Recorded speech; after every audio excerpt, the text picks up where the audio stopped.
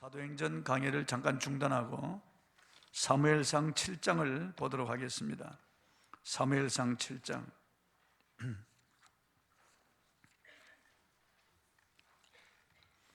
7절부터 제가 봉독하겠습니다. 7절부터 마지막 절까지 좀 길지만 제가 봉독하겠습니다. 이스라엘 자손이 미스바에 모였다 함을 블레셋 사람들이 듣고 그들의 방백들이 이스라엘을 치러 올라온지라.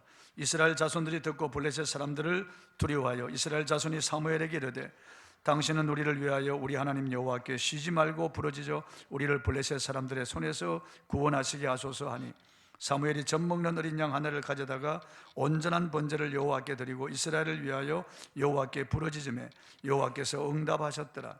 사무엘이 번제를 드릴 때 블레셋 사람이 이스라엘과 싸우려고 가까이 오매 그날에 여호와께서 블레셋 사람에게 큰 우레를 발하여 그들을 어지럽게 하시니 그들이 이스라엘 앞에서 패한지라. 이스라엘 사람들이 미스바에서 나가서 블레셋 사람들을 추격하여 벳갈 아래에 이르기까지 쳤더라. 사무엘이 돌을 취하여 미스바와 센 사이에 세워 이르되 여호와께서 여기까지 우리를 도우셨다 하고 그 이름을 에벤에셀이라 하니라. 이에 블레셋 사람들이 굴복하여 다시는 이스라엘 지역 안에 들어오지 못하였으며 여호와의 손이 사무엘이 사는 날 동안에 블레셋 사람을 막으시며 블레셋 사람들이 이스라엘에서 빼앗았던 성읍이 에그론부터 가드까지 이스라엘에게 회복되니 이스라엘이 그 사방 지역을 블레셋 사람들의 손에서 도로 찾았고 또 이스라엘과 아모리 사람 사이에 평화가 있었더라. 사무엘이 사는 날 동안에 이스라엘을 다스렸으되 해마다 베델과 길갈과 미스바로 순회하여 그 모든 곳에서 이스라엘을 다스렸고 라마로 돌아왔으니 이는 거기에 자기 집이 있음이니라. 거기서도 이스라엘을 다스렸으며 또 거기에 여호와를 위하여 제단을 쌓았더라. 아멘. 여기까지 도와주셨습니다. 이런 제목으로 오늘 말씀을 통해서 은혜를 나누겠습니다.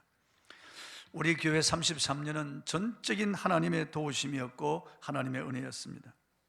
교회를 개척한 사람은 저희 부부였습니다. 33년 전 난곡 종점에 허름한 25평에서 30평 정도 되는 그 2층 홀을 빌려가지고 거기 강대상 하나를 마련하고 옆에 합판으로 방을 하나 만들어서 거기 아궁이를 만들고 그 합판 속에 그 방에 저희 가족들이 들어가서 거기서 기거하면서 바닥은 그냥 의자도 없이 장판 깔아놓고 연탄 아궁이 하나, 연탄 난로 하나 놓고 시작을 했습니다. 지금은 저 신림 가난교회 담임 목사 김춘기 목사 부인인 민행자 학생이 그때 참여했고 또 생명을 주는 교회 진하영 목사 부인 김순희 사모가 그때 참여했습니다. 그리고 참빛교회 이순옥 권사, 그리고 광주에 내려간 안만덕 권사, 이렇게 우리 부부 6명이 예배를 드림으로 시작이 되었습니다. 교회 개척은 사람들이 했겠지만 하나님께서 교회를 세우셨고 하나님이 양육하셨고 하나님이 돌보시며 성장시켜 오늘 여기까지 오게 하셨습니다. 저는 죄인 개수고 부족한 사람이고 무력한 사람이었지만 주님이 불쌍히 계셔서 저를 목회자로 세워주셨습니다. 말도 제대로 하지 못하고 떠듬거리던 반벙어리와 같은 저를 치료해 주시고 목회자로 삼으신 것 너무나 감사한 일인데 귀한 교회를 섬기게 해주시고 33년을 목회하게 해주신 은혜를 생각할 때 감격하지 않을 수가 없습니다. 저에게는 모든 것이 오직 하나님의 은혜였다고 고백하지 않을 수 없습니다. 하나님께서는 귀한 성도들을 보내주셔서 교회로 세워주셨는데 이 난곡 지역이 그 당시도 어려웠고 지금도 어려운 형편은 마찬가지죠. 비록 가난하였지만 우리 성도들은 정성으로 교회를 섬기고 헌신해 주셨습니다. 귀한 장로님들을 저에게 붙여주셨고 귀한 안수집사님, 권사님들, 또 우리 집사님들, 우리 성도님들을 붙여주셨습니다. 우리 교회를 통하여 믿음이 자라고 은혜 받고 성장한 사람들이 또 다른 교회를 돕기 위해서 떠난 사람들도 엄청나게 많을 것입니다. 33년 전 1984년 10월 14일 인해교회가 태동되어 세워졌습니다. 하나님 33년 동안 우여곡절도 있었고 비바람도 있었고 때로는 캄캄한 밤 같은 그런 어려움도 있었지만 하나님께서 그때마다 함께 하셔서 하나님이 도우셔서 여기까지 왔습니다. 그때 겨울에는 호창문이었기 때문에 너무 추웠습니다. 연탄 난로를 놓고 우리 성도들이 금요철야 집회 새벽 2시, 3시까지 부르짖어 기도하는데 얼굴에 하얗게 서리가 끼일 정도로, 침이 튀어서 온 바닥에 하얗게 될 정도로 그렇게 기도를 많이 했던 기억이 있습니다. 우리 남전도 여전도를 데리고 기도원 청년들, 학생들을 데리고 제가 기도원, 그때는 뭐 교육자도 없었기 때문에 거의 제가 다 했죠. 그런데 하나님이 은혜를 주셔서 조금씩 성장시켜 주셨습니다. 1990년 7월 15일 신림 3동 654의 6호 2층 건물 60평을 전세 얻어서 그곳으로 이전해서 예배를 드리면서 감격했습니다. 우리네 교회 제2의 도약기를 맞이한 겁니다. 넓은 예배당에서 우리는 감격스러운 예배를 드리고 열심히 전도해서 교회는 점점 성장하게 되었습니다. 그리고 1996년 2월 12일 지금의 이 자리로 왔습니다. 이 코끼리 화학이라고 하는 화학 제품을 만드는 공장이 이게 들어있다가 갔는데 화학 폐기물을 몰래 땅속에 다 묻었고 공장 구석구석에 화학 폐기물을 쌓아놓아서 악취가 코를 찌르고 그게 손에 묻으면 대단히 위험한 그런 화학 폐기물인데 우리 성도들이 그 추운 겨울 3개월 동안에 그것들 다 끄집어내어서 분류해서 다 분리수거해서 8톤 트럭 얼마나 많이 불러서 그 차에다 다 실어서 보내고 예배당을 단장한 다음에 이곳에 와서 예배를 드리게 되었습니다. 그리고 2002년도에 기공 예배를 드리고 2003년 5월 22일 준공 허가를 받고 24일 이제 입당 예배를 드리게 된 거죠. 참 하나님의 은혜였습니다. 그래서 오늘 여기까지 도우셨다라고 하는 제목으로 말씀을 통해서 은혜를 나누고자 합니다. 여러분, 우리 인간은 도움이 없이는 살 수가 없어요. 우리 아이가 태어나서 부모의 보살핌 도움이 없이는 아이가 생명을 유지할 수 없습니다. 아이는 그대로 두면 죽어버리고 말아요. 자라면서도 선생님들의 도움을 받아 지식이 자라가고 선배들의 도움을 받아서 인생의 경험이 늘고 성장합니다. 그리고 부부 간에도 서로 도우면서 살아가는 거예요. 이웃 간에도 서로 도우면서 살고 교회도 서로 돕고 이렇게 서로 도우면서 살도록 그렇게 우리 인간은 창조되었습니다. 빌 게이츠가 지금 세계 제1의 부자 아닙니까? 그가 자기 이런 기부재단에 수십조를 기부했지만은 아직도 그의 재산은 세계 1위예요. 근데 빌 게이츠가 이 난국에 와서 당신 집에 들어가서 당신을 도와드리겠습니다. 그럴 리도 없겠지만은 그런다면 얼마나 감격하겠습니까? 무엇이든지 필요한 것이 있으면 도움을 구하십시오. 내가 당신을 평생토록 책임지고 도와주겠습니다. 감격스러운 일이겠죠. 놀랄 일이겠죠. 그런데 빌 게이츠보다 비교할 수 없는 엄청난 분이 우리를 도와주시겠다고 약속하시는 거예요. 인간의 도움은 한계가 있습니다. 내가 몸이 아플 때 아내나 남편이 대신 아파줄 수가 없고, 내가 밥을 먹지 못할 때 남편 아내가 대신 먹어줄 수 없고, 내가 잠 못 이루며 고민할 때 남편 아내가 대신 잠을 자줄 수가 없고, 내가 죽을 때 대신 죽어줄 수가 없는 거예요. 철저히 우리는 외로움 속에서 외톨이로 그렇게 살아가는 거예요. 그런데 이 연약한 나를, 이 부족한 나를 누가 도와주겠습니까? 우리는 한치 앞을 알지 못하는데 사람의 도움은 한계가 있는 겁니다, 여러분. 친정도 시댁도 도와주는 것이 한계가 있습니다. 아무리 좋은 친구도 도움에 한계가 있습니다. 정말 사람의 손길이 미치지 못할 때 나를 도와주시는 분이 있습니다. 속속들이 도와주시고 큰 권능의 손으로 도와주시는 분이 있습니다. 나를 도와주시고 내 영혼과 육체를 보살피고 도와주시며 내 가정을 도와주시는 분이, 전능하신 하나님이 우리를 도와주시는 것입니다. 하나님은 신자, 불신자 할 것 없이 은혜를 베풀어 주시는 거예요. 불신자들에게도 공기도 주시고 태양빛도 주시고 비를 내려주시고 gel실기를 따라서 곡식을 주시는 거예요. 이 불신자들도 하나님의 도움 속에 살아가는 거예요. 저들은 알지 못하지만 우리 신자들은 하나님의 특별한 도움 속에 살아가는 거예요. 특별한 도움, 이게 특별 은총이라고 하는데 특별한 도움 속에 살아가는 거예요. 온 몸으로 우리가 체험하면서 살아갑니다. 우리 내 교회 33년은 하나님의 특별한 도우심을 입고 여기까지 온 겁니다. 에베네셀, 하나님이 여기까지 도우셨다는 말이에요. 에베네셀. 이 에베네셀 미스바와 센 사이에 돌을 세워서 하나님 도우심을 기념하였는데, 에베네셀 하나님 여기까지 도우셨다고 했는데 그 전에 이스라엘 백성들의 영적 상태는 형편이 없었어요. 사사기를 통해서 보면은 암흑 세상이었습니다. 우상을 숭배하죠. 가나안 원주민들의 그 나쁜 풍습을 쫓아서 행하죠. 하나님을 떠나서 살았습니다. 자기 소견대로 좋은 대로 행하였다고 그랬습니다. 자기가 주인이고 자기가 왕이었어요. 자기 마음대로 살았어요. 그러니까 등불이 꺼져버리고 캄캄한 세상이 되었습니다. 너무나 비참했어요. 하나님이 주변의 나라들을 들어서 이스라엘을 깨우치기 위하여 징계하셨습니다. 미디안이라든지 또 블레셋이라든지 메소포타미아라든지 계속 때렸어. 그래도 그들은 깨닫지 못했어요. 그런데 블레셋에 의해서 나를 거의 많이 땅을 빼앗겼습니다. 괴롭힘을 당했어요. 그때 혜성같이 등장한 한 분이 있는데 사무엘입니다. 사무엘이 자라면서 이스라엘은 점점점 희망의 빛이 보이기 시작했어요. 사무엘이 드디어 이스라엘의 선지자가 되고 제사장이 되고 그가 사사가 되었을 때 이스라엘 백성들에게 명하였습니다. 너희가 하나님께로 돌아오거든 모든 이방 신상을 다 버리고 돌아오라. 그리고 너희들이 미스바로 모여라. 그들이 미스바로 모였어요.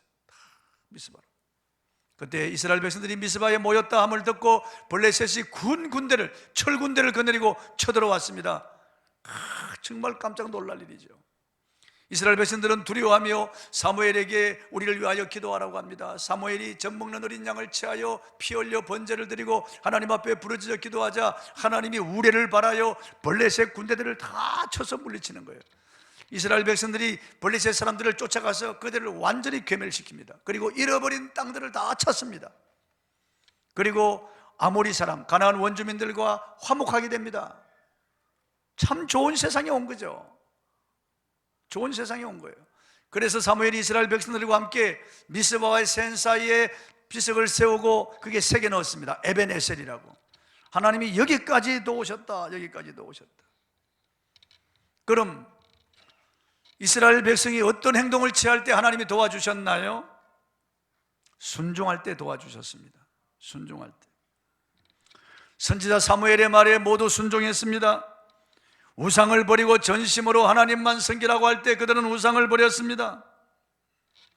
또 사무엘이 미스바로 모이라고 할 때 그들은 순종하여 미스바에 모였습니다. 성경에 나타난 하나님의 능력과 도우심은 순종을 통해서 왔습니다. 거의 다 순종을 통해서 왔어요.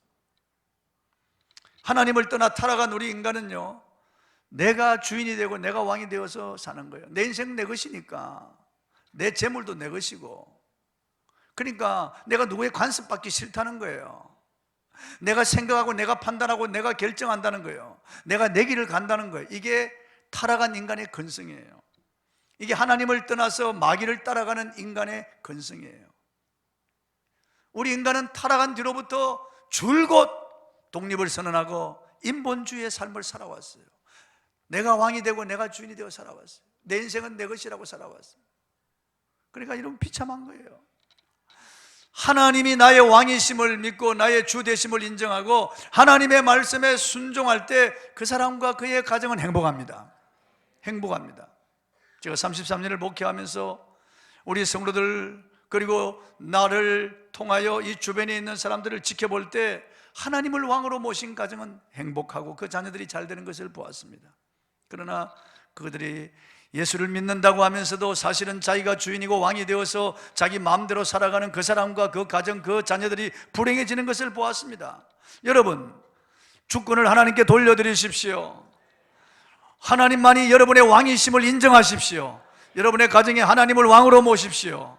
주의를 거룩하게 지키십시오. 하나님의 그 온전한 11조를 드리십시오. 하나님을 하나님 나의 왕으로 나의 주인으로 인정하십시오. 하나님이 우리에게 주신 십계명을 지켜야 됩니다. 나 외에 다른 신을 두지 말라. 너를 위하여 우상을 만들지 말며 거기 절하며 섬기지 말라. 내 이름을 망령되이 일컬지 말라. 안식일을 기억하여 그날을 거룩히 지켜라. 내 부모를 공경하라, 살인하지 말라, 간음하지 말라, 도둑질하지 말라, 내 이웃의 것을 헤아리고 거짓 증거하지 말라, 내 이웃의 것을 탐내지 말라. 오늘 모든 인생들이 십계명을 지키면 즉시 이 땅에 천국이 됩니다. 모든 나라 모든 민족이 십계명을 딱 지키기 시작하면은 그야말로 천국으로 변합니다. 그런데 하나님의 계명을 지키기 싫어하는 거예요. 하나님을 나의 왕으로 인정하지 않는 거예요. 수많은 민족들이 자기가 주인이고 자기가 왕이에요. 그 십계명을 지키지 않는 거예요. 마귀는 야, 너가 왕이야. 너 인생은 너 것이야. 너 재물은 너의 것이지. 무엇 때문에 너가 그렇게 속박당하냐, 구속당하냐? 무엇 때문에 너가 그렇게 올가미에 그렇게 씌울 필요가 뭐 있냐? 자유롭게 살아라. 그게 너 인생이다. 마귀가 그러는 거예요. 무슨 하나님이 왕이야? 너가 왕이고 너가 주인이지. 너 멋대로 살아라. 되는 대로 살아가는 거야. 인생을 즐기면서 살아야지. 그러나 망하는 거예요, 여러분. 미국이 1960년대 케네디 대통령이 미국 공립학교에서 십계명을 철거한 때부터 미국이 저렇게 마약과 알코올 중독, 그리고 이번에도 라스베가스에서 총기 사고, 끔찍한 일들이 일어나는 거예요. 많은 가정들이 파괴되고요, 많은 청소년들이 방황합니다. 오늘 유럽이 십계명을 떼어내고부터 오늘 유럽이 저렇게 망하고 마는 거예요. 비참하게 되고 마는 거예요. 이슬람이 들어와서 곳곳에 테러 공포로 사람들이 많이 모이는 곳에 가지도 못하는 거예요. 불안한 거죠, 여러분. 이게 하나님 없이 내가 주인이 되어 내가 왕이 되어 살아갈 때 이런 비극이 일어나는 거예요. 이런 불행한 일이 일어나는 거예요. 그러나 하나님을 나의 왕으로 삼고 섬기는 가정은 행복합니다. 행복한 거예요. 온 가족이 둘러앉아 예배드리고 손에 손을 잡고 예배당에 와서 예배드리고 하나님의 그 온전한 11조를 드리고 하나님의 주권을 인정할 때 그와 그의 가정의 행복, 그 자식이 비록 타락한 세대에도 그 자식들이 망하지 않습니다. 하나님이 돌보시고 하나님의 에베네셀 하나님께서 인도해 가시는 거예요. 열왕기상 17장에 보면은요, 엘리야 시대 때 가뭄이 들었습니다. 하나님이 엘리야를 명하여 시돈 땅에 있는 그 블레셋, 사르밧 그 한 가부에게로 가라고 했습니다. 가서 보니까 가부가 나뭇가지를 줍고 있는 거예요. 뭐 하냐고 물으니까 이 가뭄에 양식이 다 떨어졌다는 거예요. 그러니까 밀가루통에 밀가루 한 움큼, 기름병에 기름 조금인데 그걸로 마지막 빵을 만들어서 저 아이와 함께 먹고 죽으려고 한다는 거예요. 그러면 지금까지 그거 마지막 양식을 남겨놓고 먹지 않고 기다렸다는 거예요. 얼마나 굶주렸겠어요. 아이가 배를 움켜쥐고 얼굴이 누렇게 부황 뜬 얼굴로 애가 먹고 싶어서 죽어가는 거예요. 이런 상태에 있는 비참한 가정이에요. 그런데 엘리야가요, 그것으로 빵을 만들어 나로 먼저 먹게 하고 너를 축복하게 하라 그럽니다. 이야, 세상에 말이야, 경상도 말로 문둥이 콧구멍에 마늘 빼먹지, 그런 말이 있다고. 나병 환자들 코가 떨어져 나가는데 그걸 조금이라도 더 보존하려고 이게 콧구멍에 마늘을 집어넣는데 어떤 치사한 인간이 그 나병 환자 콧구멍에 있는 마늘을 빼먹는 인간이 있다는 거예요. 엘리야가 정말 여러분 너무한, 이게 도대체 이게 이런 부탁이 있을 수 있습니까? 그 빵을 만들어서 내가 나로 먹게 하라. 그리고 너를 축복하게 하라. 그런데 이 가부가요, 엘리야가 하나님의 사람인 것을 알아보았어요. 어떻게 알아보았는지 알아보았어요. 그리고 그 빵을 만들었어요. 그 생명 같은 빵인데 자식 주지 않고 주의 종에 갖다 줍니다. 그러니까 엘리야가 그걸 먹는 거예요. 어떻게 그걸 먹을 수가 있을까? 사람도 아닌가 봐. 어떻게 그 애가 그렇게 굶주린 애가 쳐다보고 있는데 그걸 그냥 축축 그걸 먹는 거예요. 다 먹고 축복했는데 놀라운 일이 나는 거예요. 부엌에 들어가서 밀가루통을 열어봤는데 밀가루통에 밀가루가 차 있는 거예요. 옆에 기름병을 보니까 기름병에 기름이 차 있는 거예요. 너무나 놀랄 일이죠. 그것으로 또 빵을 만들고 먹고 다 음식을 만들어 먹고 그 다음날 들어가면 또 차 있고 또 차 있고 3년 6개월 그 가뭄에 이 사르밧 가부의 집에는 매일 기적이 일어나는 거예요. 양식이 풍족한 거예요. 순종, 여러분, 그게 생명을 건 순종이에요. 여러분, 생명을 건 순종이에요. 또 열왕기하 4장에 보면은 엘리사 선지자 시대에 말이죠, 선지생도의 부인이 엘리사를 찾아왔는데 자기 남편이 많은 빚을 지어놓고 죽었다는 거예요. 그러니까 체주가 자기 두 아들을 노예로 잡아가겠다는 거예요. 비참한 일이죠. 지금 우리 남편이 살았을 때 당신에게 충성한 것을 아시지 않습니까? 도와주세요. 그러니까 엘리사가 집에 뭐가 있느냐? 기름 한 병이 있습니다. 너 그러면은 마을을 다니면서 각 집마다 방문해서 그릇을 빌려가지고 최대한 많이 빌려서 너희 방 안에 그릇을 다 두고 두 아들과 함께 들어가서 문을 걸어 잠그고 그 기름 한 병을 그 빈 그릇에 부으라. 그러니까 이게 말도 안 되는 명령이죠. 이게 상식적으로 납득이 됩니까, 여러분? 기름 한 병 있는 거 부어버리면 끝나는 거죠. 그 당시 기름은 현금과 같아요. 아주 비싼 거예요. 근데 그걸 허비하라는 거예요. 그러니까 이게 말이 됩니까? 지금 당장 빚 때문에 팔려가게 됐는데, 빚 때문에 지금 비참하게 됐는데, 아니 그 문제를 해결해 주지 않고 그냥 기름을 그 빈 그릇에다가 부으라는 거예요. 그런데 이 여인은 순종합니다. 이해가 안 가지만, 납득이 안 가지만은 순종해서 마을을 다니면서 그릇을 최대한 빌려가지고 방에다 그릇을, 빈 그릇을 가득 두고 문을 잠그고 두 아들과 함께 기름을 병을 잡았어요. 보니까 기름이 계속 나오는 게 철철철철철철철철. 그리고 또 다른 그릇에 또 다시 보니까 또 계속 모든 그릇에 기름이 다 차니까 딱 꽂히는 거예요. 도나무 깡을 가져오는 건데 말이야. 어마어마한 그릇을 가지고 오는 건데, 이럴 줄 알았으면 그게 어마어마한 돈이에요, 여러분요. 그 당시 기름은요. 그걸 다 팔아가지고 빚을 다 갚고 풍족한 생활하는 거예요. 이해가 안 가도 납득이 안 가도 순종하는 겁니다. 순종할 때 기적이 일어납니다. 순종할 때 하나님이 역사하십니다. 도와주십니다. 순종하시기 바랍니다. 여러분, 계명을 지키십시오. 주일을 생명같이 지키십시오. 하나님의 날입니다. 주님의 것을 생명같이 지키십시오. 하나님의 것입니다. 신약에서도 대부분 내 생각 버리고 내 감정을 버리고 세상의 모든 상식이 거꾸로 가는 같은 그런 납득이 되지 않는 그런 명령이지만 순종할 때 기적이 일어났다고요. 하나님이 도와주셨다고요. 그 다음 예수 이름으로 기도할 때 도와주십니다. 본문 5절 한번 읽어보겠습니다. 본문 5절 말씀 같이 한번 읽어보세요. 시작. 사무엘이 이르되 온 이스라엘은 미스바로 모이라. 내가 너희를 위하여 여호와께 기도하리라. 아멘. 하나님께 기도할 때 이런 도우심이 있었습니다. 이런 대승리가 왔습니다. 이런 평화가 왔습니다. 본문 6절에 이스라엘 백성들이 물을 길어 여호와께 붓고 종일 금식하며 회개하면서 기도했다고 했습니다. 물을 길어 붓는 행위는 마음을 열고 진심으로 회개한다는 것을 보여주는 행위입니다. 본문 8절 한번 읽어보겠습니다. 8절 시작. 이스라엘 자손이 사무엘에게 이르되 당신은 우리를 위하여 우리 하나님 여호와께 쉬지 말고 부르짖어 우리를 블레셋 사람들의 손에서 구원하시게 하소서 하니. 이스라엘 백성들이 사무엘에게 요청했습니다. 쉬지 말고 부르짖어 기도해달라고 부탁했습니다. 9절에서는 사무엘이 부르짖어 기도하자 과연 하나님이 응답하셨습니다. 하나님이 우레를 바라여 블레셋을 다 패배시켜 도망가게 만들었어요. 기도의 능력입니다. 여러분, 성도의 기도는 세상을 이기는 능력입니다. 기도하면 승리합니다. 기도하지 않으면 패배합니다. 기도해야 됩니다. 연휴 기간 동안에 새벽 기도 나오는 거 보니까 많은 빈자리가 있어요. 몇 명 나오지 않는 거예요. 다시 이제 내가 기도하던 그 자리에 내가 나와야 되겠습니다. 기도하던 분들은 다시 기도의 자리로 나와야 되겠습니다. 다시 새벽에 하나님 앞에 기도해야 되겠습니다. 기도만이 승리입니다. 기도만이 도우심입니다.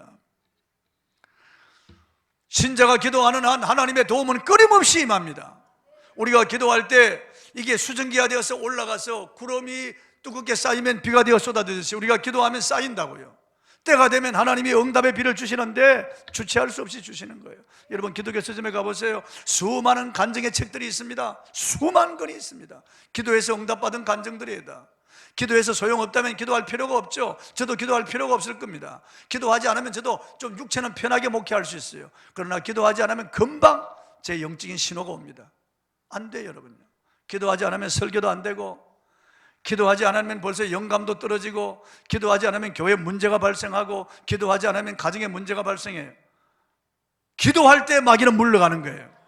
기도할 때 하나님의 능력이 나타나는 거예요. 왜 기도하는 거예요? 인도 선교사의 아버지라고 불리우는 그 유명한 월레엄 캐리는 이렇게 말했습니다. 기도의 능력으로 불의의 세력을 멸하고 성난 사자 입의 재갈을 물리고 난세를 평정하고 전쟁을 종식시키고 폭풍우를 잠잠하게 하고 마귀를 추방시키고 사망의 결박을 풀며 질병을 치유하고 태양을 멈추게 한다. 이게 성경에 다 있는 말씀이죠. 기도할 때 이런 일이 일어난다는 거죠. 우리 앞길이 막히고 사방팔통이 다 막혀도 기도하면 하늘의 통로가 열립니다.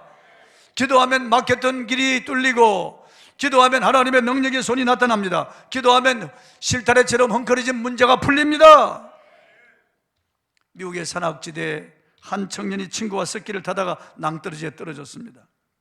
구조대가 그 지역을 수색하고 헬기가 정찰했지만 날이 어두워져 찾지를 못했습니다. 이제 그 청년은 혹한 속에서 얼어 죽을 수밖에 없었습니다. 이 소식을 접한 청년의 부모는 현장으로 달려와서 언덕 위에 텐트를 치고 그 밤에 포기하지 않고 기도했습니다. 하나님 앞에 부르짖어, 하나님, 제 아들을 눈 속에 얼어 죽게 할 수 없습니다. 살려주십시오. 부모가 기도하는 그 시간, 그 아들은 동굴을 발견해서 그 속에 들어가서 눈을 피하고 있었는데 추위와 굶주림으로 졸음이 오기 시작했습니다. 졸면 얼어 죽는 겁니다. 내가 졸면 안 되지 하면서도 의식이 점점 희미해지기 시작했습니다. 바로 그때 어디선가 교회당의 종소리가 들려왔습니다. 아, 이 종소리, 인근에 교회당이 있고 민가가 있구나. 그는 겨우 일어나 밖으로 나갔습니다. 날이 새기 시작하는 시간이었습니다. 동굴에서 나오자마자 헬기가 바로 위에서 이 청년을 발견했습니다. 나중에 구조대원들이 깜짝 놀라며 하는 말이, 근처 수십 마일 주변에 마을도 없고 교회당도 없다는 거예요. 그 부모가 기도할 때 하나님은 이 청년의 귀에 교회당 종소리를 들려주신 겁니다. 교회당도 없고 종소리가 울리지 않는데도 이 청년의 귀에 들리게 하신 겁니다. 기도할 수 있는데 왜 걱정하십니까? 기도하면서 왜 염려하십니까? 기도할 수 있는데 왜 실망하십니까? 제가 이번 금요일 날 말씀을 드렸어요. 미국의 평강교회 이상기 목사님이라는 분이 계신데 그분이 37년 이제 목회했어요. 그분이 목회할 때 가장 어려웠던 순간을 회고하면서 전자신문에 글을 올렸더라고요. 제가 그걸 보니까 자기 부인이 유방암에 걸려 투병하고 있는데 고등학교 다니는 아들이 간에 이상이 있어 2달밖에 못 산다는 거예요. 하늘이 무너지고 청천벽력 같은 소식을 들었습니다. 이 목사님은 주일 저녁 예배를 마치고 기도원에 올라갔습니다. 기도가 안 나오는 거예요. 하나님, 이게 뭡니까? 하나님, 이게 어찌된 일입니까? 하나님, 저를 어쩌란 말입니까? 내 아내는 유방암에 걸렸고 내 아들은 간에 이상이 있어서 2달밖에 살지 못하고 지금 학교도 중단하고 있는데 나 어떡합니까? 나 목회 그만두겠습니다. 하나님, 제가 어쩌란 말입니까? 3일 동안 그 말만 하고 그냥 미친 사람처럼, 하나님, 제가 어쩌란 말입니까? 내가 어떻게 하면 좋습니까? 3일째 되는 날 오후에 그에게 음성이 들렸습니다. 아주 세미한 음성이 들렸다고 했습니다. 데이빗이 누구 아들이냐? 데이빗이 누구 아들이냐? 너 아들이냐? 내 아들이냐? 그 말씀이에요. 그때 이상기 목사님은 깜짝 놀랐다는 거예요. 그 음성을 듣자마자 하나님의 아들이죠. 그러면 그분이 책임지는 거예요. 그분이 책임지는 거예요. 살든지 죽든지 그분이 책임지는 거예요. 자기는 자기 아들 머리털 하나, 세포 하나 못 만들었어요. 하나님의 아들이라는 거예요. 데이빗이 누구 아들이냐? 그 음성을 들었다는 거예요. 그때부터 마음이 평안해지고, 그때부터 그 무거운 납득이처럼 내리누르던 무거운 근심이 사라지면서 마음에 평안과 확신이 생기더라는 거예요. 그래 내려와가지고 수요 예배를 인도하고 그 다음날 전문의를 찾아서 2달 동안 정밀 검진을 받았는데 이상이 없다는 거예요. 참으로 놀라운 일이에요. 기도하면 사는 길이 열립니다. 여러분, 기도하면 하나님이 도와주십니다. 예레미야 29장 11절 13절, 너희를 향한 내 생각은 내가 하나니 재앙이 아니라 평안이요 너희 장래에 소망을 주려 하는 생각이라. 너희는 와서 내게 기도하면 내가 너희를 들을 것이요 너희가 나를 간절히 찾고 찾으면 내가 만나 주리라. 하나님 만나 주신다는. 여러분, 예수님께서 우리의 좋으신 아버지라고 말씀합니다. 구하는 자에게 좋은 것을 주시지 않겠느냐? 좋은 것을 주시지 않겠느냐? 구하는 자를 도와주십니다. 성경에 구하지 않으면 돕지 않는다는 거예요. 그러니까 구해야 되는 거예요. 금요일도 나와서 구하고 새벽기도도 나와서 구하고 길을 가면서도 기도하고 버스를 타면서 기도하고 운전대를 잡으며 기도하고 식사를 준비하면서 기도하고 집에 들어와도 기도하고 그냥 기도하는 거예요. 반드시 기도하면 하나님이 도와주실 줄로 믿습니다. 세 번째, 어린 양 예수 그리스도의 보혜를 주장할 때 도와주십니다. 본문 9절을 한번 읽어보겠습니다. 시작. 사무엘이 젖먹는 어린 양 하나를 가져다가 온전한 번제를 여호와께 드리고 이스라엘을 위하여 여호와께 부르짖음에 여호와께서 응답하셨더라. 젖먹는 어린 양을 가져다가 온전한 번제가 뭡니까? 피를 흘려서 제단에 쏟아서 드리는 제사가 온전한 번제예요. 온전한 번제. 그러니까 피 흘리는 어린 양의 피 흘리는 제사. 기도보다 우선되었던 것이 어린 양 희생의 보혈이었습니다. 구약에 많은 그런 어린 양의 피가 흘려졌습니다. 창세기 3장 21절 아벨의 하나님께서 잡아서 흘린 어린 양의 피, 그리고 아벨의 제단에 어린 양의 그 피, 그리고 족장들의 제단에 무수한 어린 양의 피, 그리고 애굽에 해방되던 그날 밤 유월절 그 어린 양의 피, 그리고 광야에서 성막생활 40년 동안 성막제단에 흘린 수억의 어린 양의 피, 가나안 땅에 들어가서 성전제단에 흘렸던 수억의 어린 양의 피, 그 피는 예수님의 피를 예표하는 거예요. 그 어린 양의 피가 우리의 죄를 씻는 게 아니에요. 어린 양의 피가 우리를 도와주는 게 아니에요. 그 어린 양의 피는 예수 그리스도의 십자가에 흘리는 하나님의 아들 예수님의 피를 예표한 것이에요. 예수님이 오기 전에 임시 방편으로 주신 거예요. 때가 되니 하나님께서 그의 아들을 보내셔서 하나님의 어린 양, 세상 죄를 지고 가는 하나님의 어린 양 예수께서 죄 없는 피를 십자가 제단에 다 뿌려 속죄 제사를 드렸습니다. 속죄 제사를 드리고 다 이루었다고 했습니다. 그리고 운명하셨어요. 그리고 사흘 만에 살아나셨습니다. 이제는 누구든지 예수의 피를 믿으면 죄 사함 받습니다. 예수 피를 믿으면 구원 받습니다. 예수의 피의 능력을 믿으면 의롭다함을 받습니다. 예수의 피의 능력을 믿으면 하나님의 자녀가 되고, 예수의 피의 능력을 믿으면 천국에 들어가고 부활의 몸을 입습니다. 예수의 피의 능력이 얼마나 큰지 모릅니다. 의인 아벨의 피보다 더 낫게 말하는 피라고 말씀하고 있습니다. 지금도 예수의 피는 우리를 위하여 호소하고 있습니다. 누구든지 예수의 피를 마음으로 믿고 마음의 문설주와 임박에 예수의 피가 있는 사람은 하나님께서 도와주시는 거예요. 예수의 피를 주장할 때 하나님 도와주시는 거예요. 요한계시록 12장 11절에 보니까 천상에 승리한 성도들이 올라와서 간증하는데 어떻게 마귀를 이겼는가 물어보니까 어린 양의 피와 자기의 증거하는 말을 인하여 저를 이겼다는 거예요. 어린 양의 피를 증거해야 돼요. 막 잠 못 이루는 괴로운 밤에 어린 양 예수의 피를 말해야 돼요. 예수의 피. 그러면 음란한 생각이 들 때 예수의 피 그래야 됩니다. 미움과 정오와 분노가 끓어오를 때 예수의 피 그래야 됩니다. 그러면 물러가. 그러면 이상하게 사라집니다. 마음이 그렇게 유혹이 올 때 그 유혹을 내 힘으로 이길 수가 없잖아요. 도살장으로 끌려가는 소처럼 또다시 죄를 범하는데 예수의 피를 말하면 그 순간 사라져요. 예수의 피의 능력을 믿으시기 바랍니다. 그 피가 있을 때 주님이 도와주시는 거예요. 바보처럼 벌벌 떨지 말고 예수의 피를 말하고 주장해야 돼요. 어린 양 예수님의 피를. 그 피가 내 마음에 큰 증거됩니다. 내 기도 소리 들으사 다 허락하소서. 스펄전은 성경을 손으로 짜보라.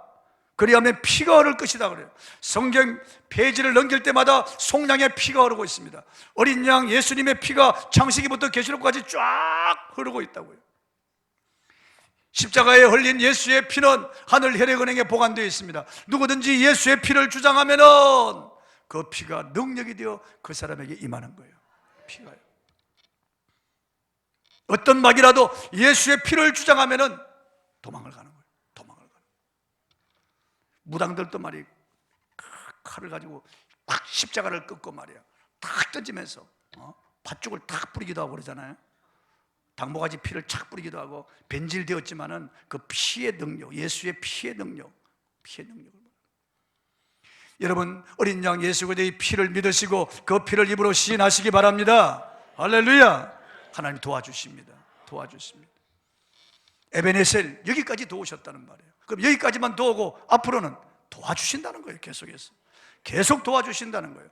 에베네셀 여기까지 도와주신 하나님은 임마누엘 함께 하시고 여호와 이레로 계속 준비하시고 도와주십니다. 할렐루야. 어떤 자들에게 특별한 총을 주시느냐? 어떤 자들에게 주시느냐? 순종하는 자에게. 주의를 거룩하게 지키고 온전한 11조를 드리고 하나님의 계명을 지키는 자들에게 자손 1000대까지 은혜를 베풀겠다고 약속하죠. 1000대까지 하나님이 도와주시죠. 순종하는 자에게 하나님이 권능의 손으로 도와주신다. 여러분 순종하시기 바랍니다. 그리고 기도할 때 하나님이 도와주시는 거예요. 저는 연약합니다. 부족합니다. 어찌할 바를 알지 못합니다. 내 자식들, 내가 그들 겉은 낳았지만 속을 낳지 못하고 품 안에 자식이고 이제 크고 나니까 자기 마음대로 하려고 합니다.